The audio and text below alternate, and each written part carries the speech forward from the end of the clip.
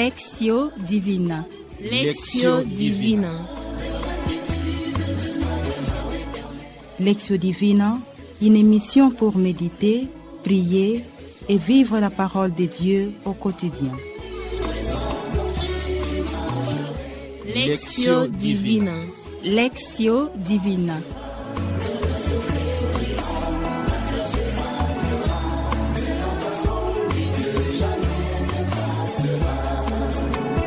Je me réconforte dans la parole de Dieu l'Éternel. Ne crains rien, je suis ton Dieu. À ton secours je viens, je te soutiens de ma droite triomphante.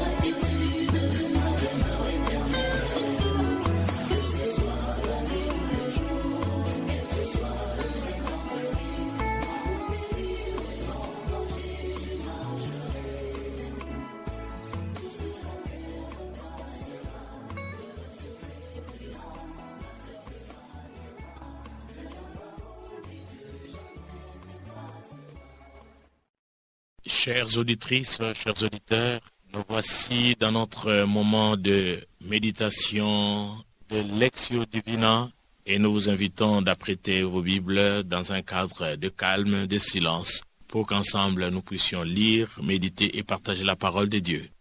En ce 30e dimanche de temps ordinaire, l'Église nous propose la méditation tirée de l'Évangile de Jésus-Christ selon Saint Luc, chapitre 18, versets 9 à 14. Avec cet évangile de Luc, nous allons méditer et prier avec la parole de Dieu. Ainsi, nous vous invitons à la prière. Au nom du Père, du Fils et du Saint-Esprit. Amen. Un pauvre crie, le Seigneur entend. Je bénirai le Seigneur en tout temps, sa louange sans cesse à mes lèvres. Je me glorifierai dans le Seigneur, que les pauvres entendent et soient en fête. Un pauvre crie, le Seigneur entend. Le Seigneur regarde les justes, il écoute attentif à leurs cris. Le Seigneur entend ceux qui l'appellent, de toutes leurs angoisses, il les délivre. Un pauvre crie, le Seigneur entend. Il est proche du cœur brisé, et il sauve l'esprit abattu. Le Seigneur rachètera ses serviteurs, pas de châtiment pour qu'ils trouvent en lui son refuge. Un pauvre crie, le Seigneur entend.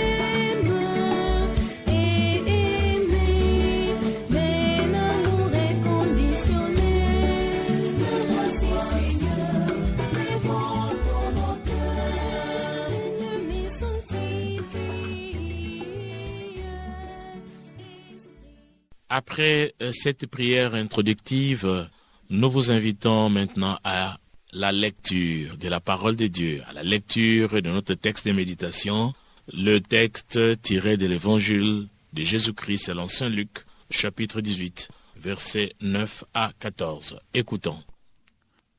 En ces temps-là, à l'adresse de certains qui étaient convaincus d'être justes et qui méprisaient les autres, Jésus dit la parabole que voici.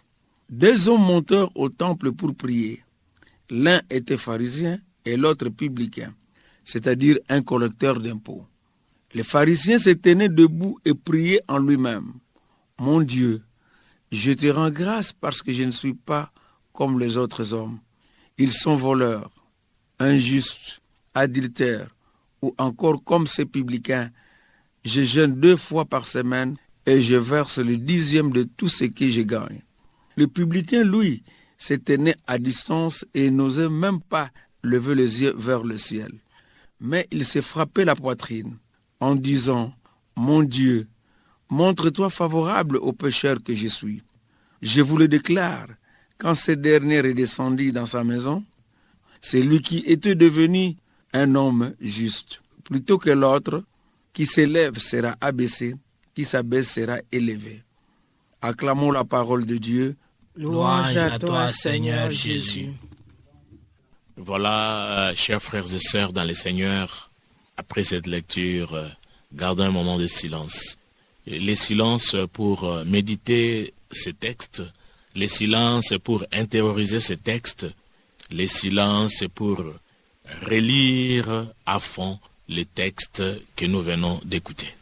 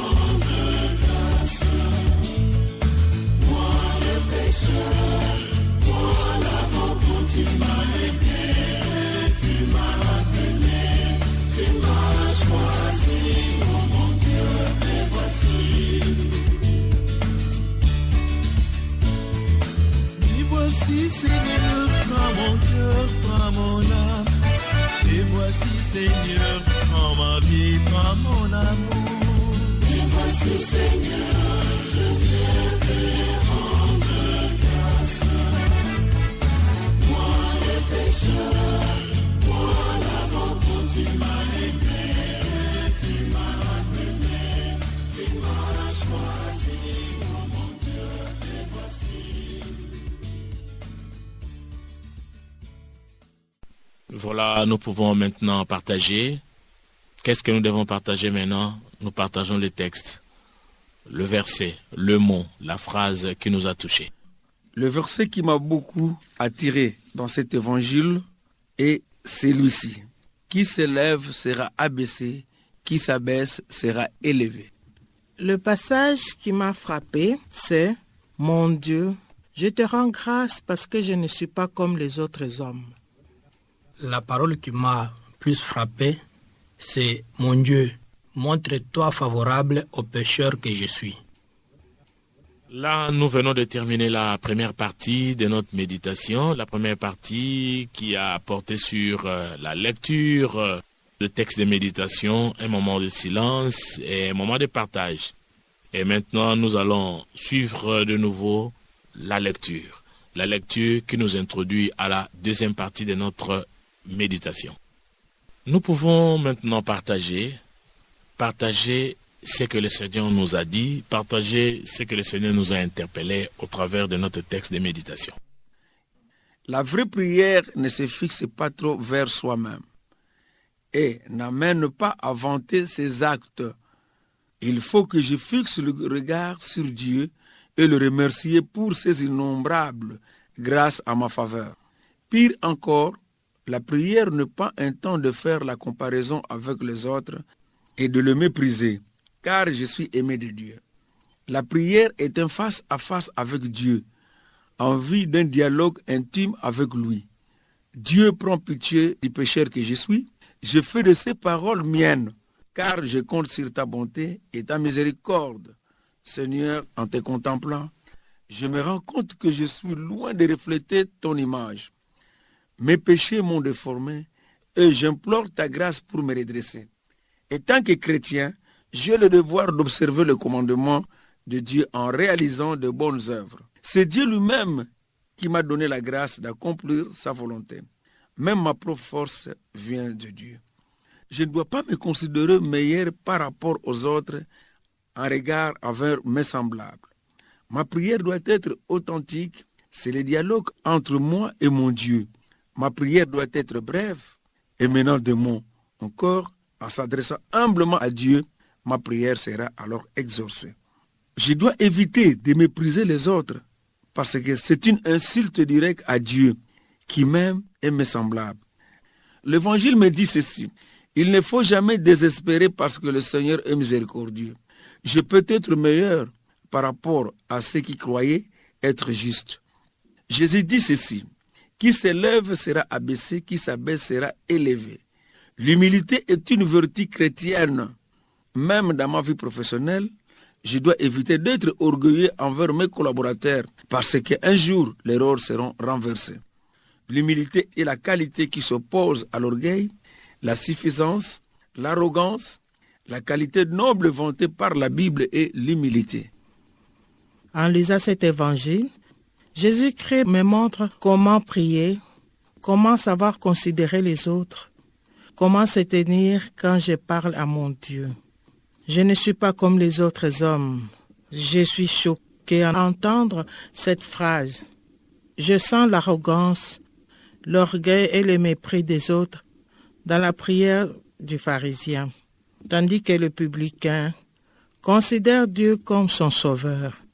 Ce qui jaillit de sa prière est d'abord un sentiment d'abandon, confiant à un Père qui écoute et accueille sa prière. Il vaut mieux parler peu à Dieu avec son cœur plutôt que de prononcer beaucoup de paroles qui ne viendraient pas du fond du cœur.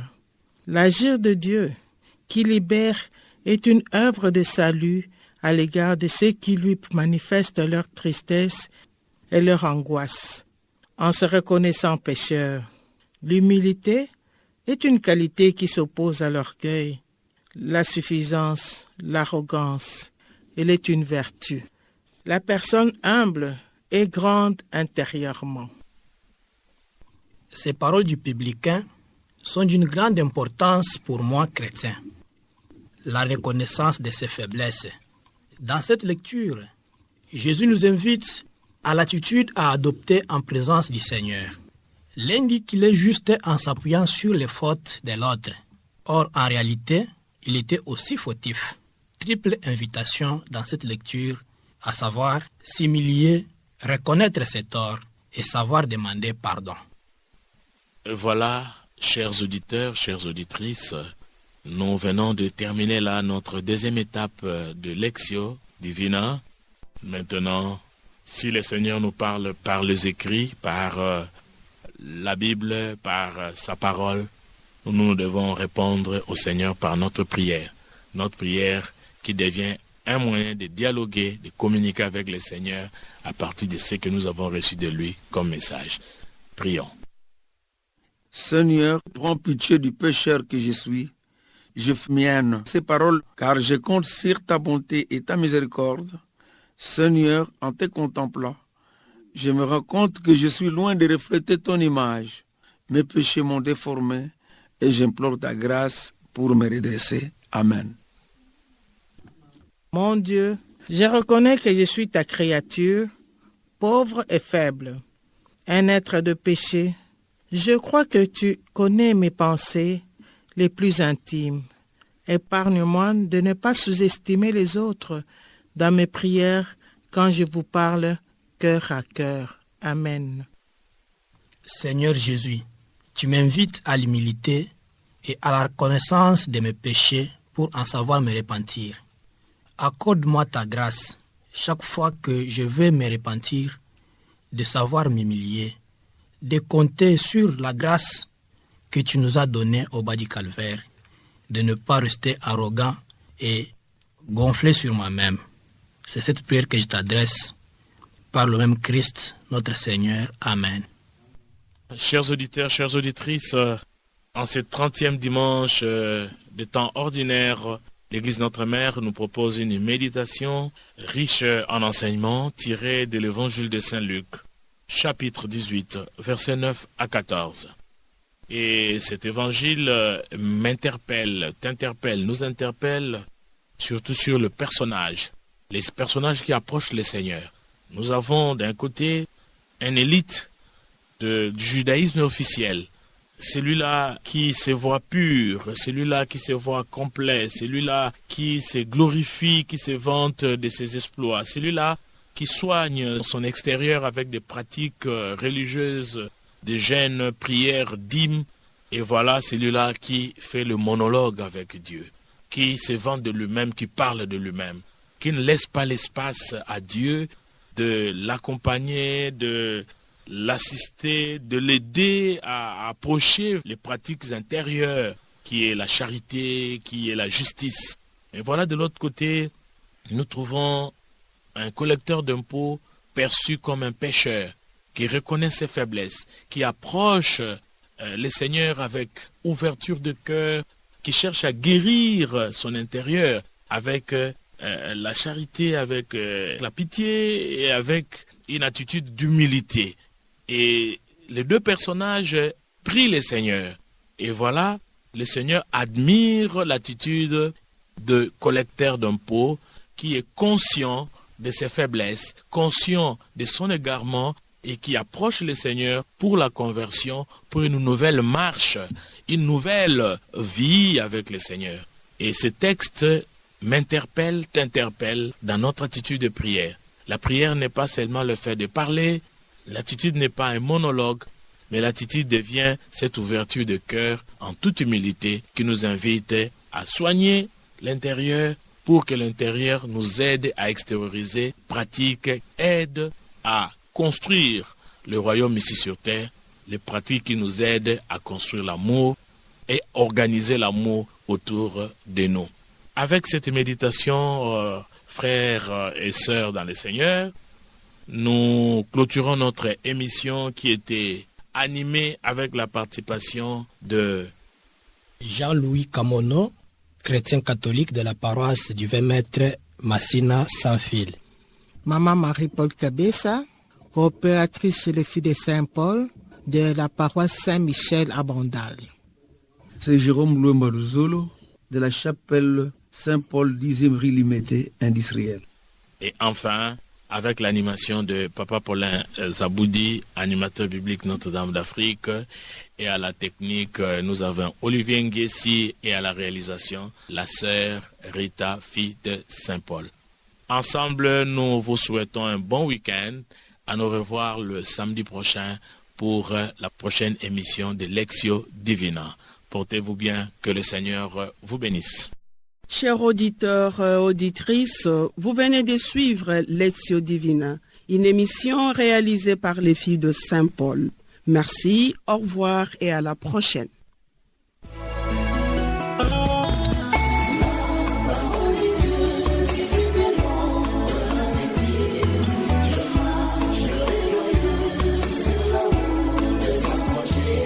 Lectio Divina. Lectio Divina. Lectio Divina, une émission pour méditer, prier et vivre la parole de Dieu au quotidien. Lectio Divina. Lectio Divina.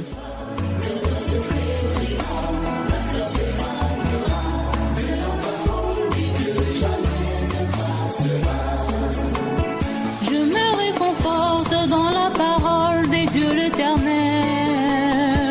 Ne crains rien, je suis ton Dieu. À ton secours je viens, je te soutiens de ma droite au triomphant.